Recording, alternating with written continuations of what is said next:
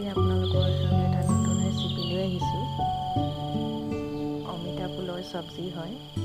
এয়া প্ৰথমতে মই কেৰাহীত পানী ঢালি লৈছোঁ, গৰম কৰি লৈছোঁ পানীখিনি অলপ।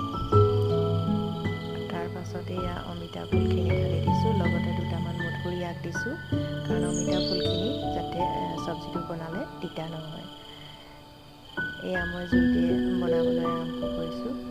জুইৰ কেৰাহীখন ক'লা মই আগতেও কৈছোঁ, নাহাঁহিব দেই। মই বৰ বেছি মা মছলা ব্যৱহাৰ নকৰোঁ। পিঁয়াজ অকণমান কাটি লৈছোঁ, নহৰু 2টা ফুট আৰু অকণমান আদা আৰু 2টা জলকীয়া। এয়া অকণমান মছলা ৰেড চিলি